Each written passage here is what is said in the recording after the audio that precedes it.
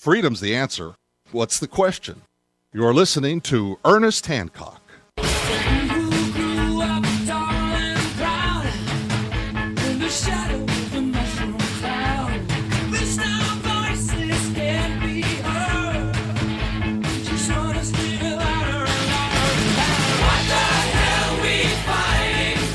Yeah, what are we fighting for? Leave me alone, please. Leave me alone, please. And to what point? I mean, can I claim my body as my property? Man, these guys are messed up in the head. So that's why we were really adamant about this swine flu thing, H1N1, the threat, because they scare you into whatever. I mean, to actually get jurisdiction inside your flesh, you got to get on the bus. Get on the bus, take you, quarantine you, whatever. You don't have to take the shot. You just got to go to a FEMA camp. You know, we're going, wow, wow, wow, wow. So this is what we do. Let's go ahead and finish it up, you know, to honor 4409's effort here. We'll go ahead and finish up this video. It's only like another minute, so go ahead and let's do this. Here we go. An appeal to a federal claims court, for example. Like the court you should have went into at first, instead of going to some jicky-jack made-up court called vaccine court. They may hear this case, but the vaccine court has been handing down decisions for over 20 years now, and they've given money in the past. Over 1,500 cases, they've given money, but these 3 cases, they simply thought an award was not justified. You don't really hear much about this vaccine court. I've never heard about it, but it's out there, I see. Yeah, you know, what's so interesting about this is when vaccine makers started coming to this country and so many lawsuits were being waged against them. Stop. Shouldn't that make you question if you're getting this many lawsuits that something is wrong? They said, okay, well, there is something wrong. They said, we simply can't continue to do this. It's just not profitable.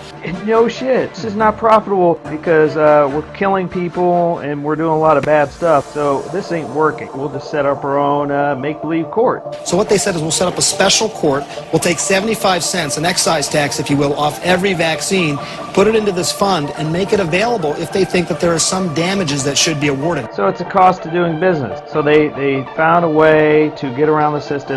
Basically, you go to this make-believe court and you waste a bunch of time, and then they have their own judges, their own. The court has been paid by them. Basically, the courts are ran by the pharmaceutical company. And how do we give these people credibility is beyond belief. Vaccine court? I mean, that's like trying to sue Microsoft, and you go to Microsoft court, and the person running it, paying all the judges and everything, is Bill Gates. Are you going to get a fair hearing? I mean, it's just stupidity. Yeah, so you can see what our concern was on this thing. When we found out this, I mean, a lot of this stuff you kind of know, you hear about and such, but you just going, wow, man, how bad does it have to get?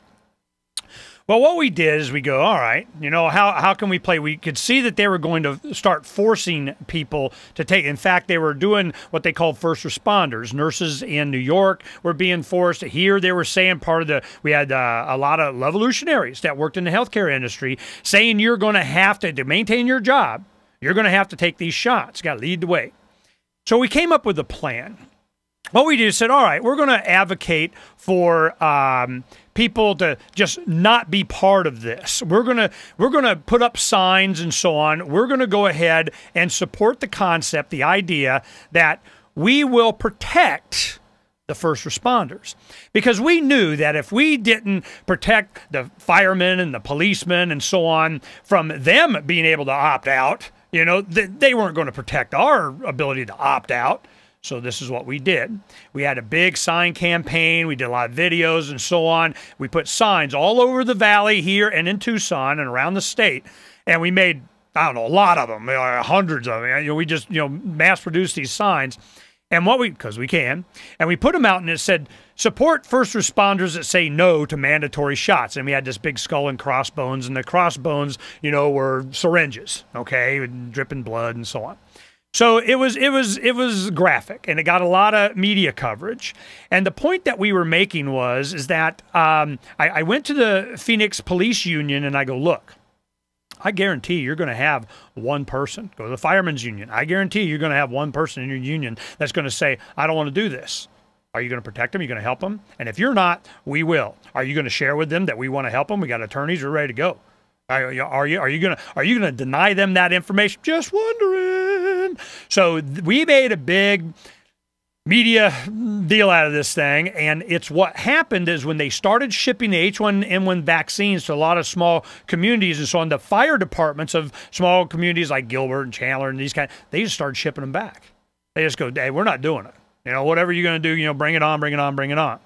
Well, that's where we got, from that one effort, we got a lot of support inside the Phoenix police and the fire department. They knew that we got a lot of friends that are in there. I'm old enough. I got friends that are policemen. Heck, I got friends' kids that are policemen. So this is something that so there's this one video that I'm going to play for you. Now, you don't get a lot of the benefit of the graphics. You got to go to freedomsphoenix.com, and when we put up the video of today's radio show, and it'll be up within a few hours, you go and you watch these segments, and we're into the fourth segment here. We'll go ahead of the first hour, and you can see the actual graphics. We'll go ahead and play this. Now, it starts off with Sheriff Richard Mack, and he's just, wake up, people. Here we go. Wake up, stupid. The H1N1 virus or the swine flu grabbing all of the headlines lately. Tonight, the vaccine. Healthcare workers in New York have been ordered to get the vaccine, and that's stirring up a storm in Arizona. There is opposition to a mandatory shot, and it's spreading on the streets like a virus itself. News 4's Rebecca Taylor breaking it down, new at 10.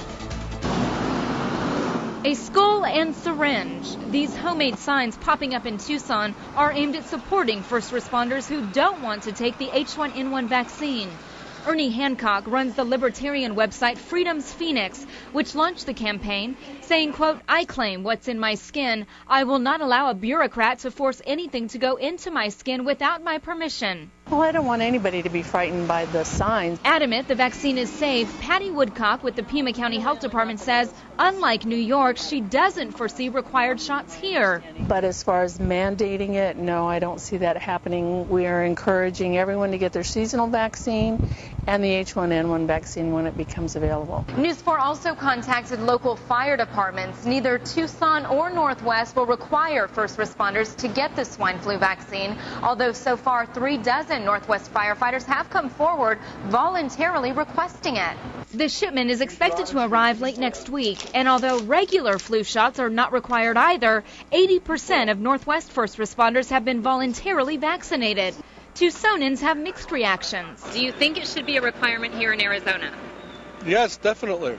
Why is that?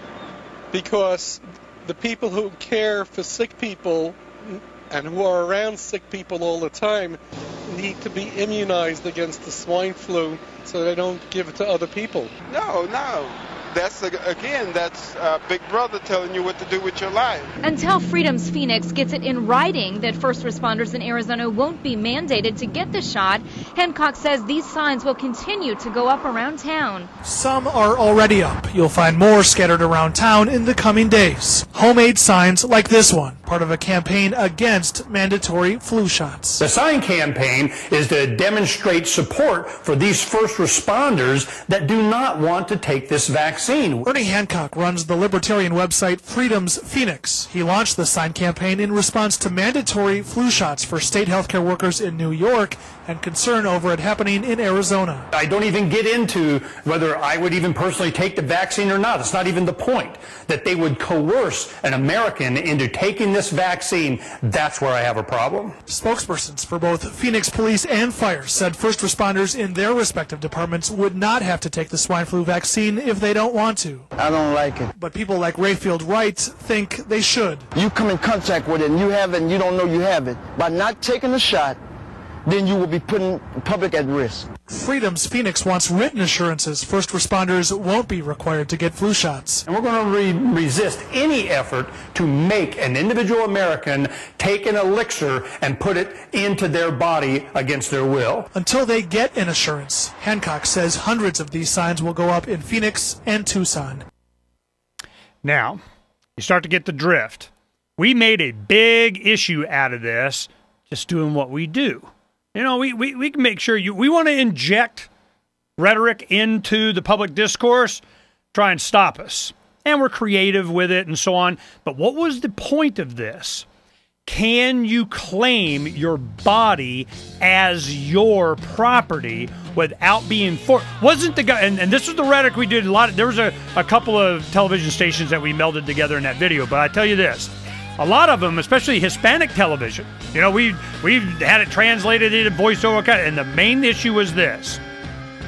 Do I get to claim my body as my property?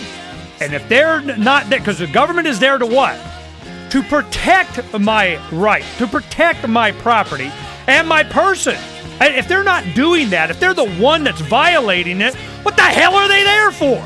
You know, oh man, once it got into the mindset of the people, once it hit the mainstream media, the media that's so last century, once they started to understand what the real issue was, it wasn't about safety, it was about rights. Oh, it went away. We got some others that we're working on. We'll talk about it when we come back.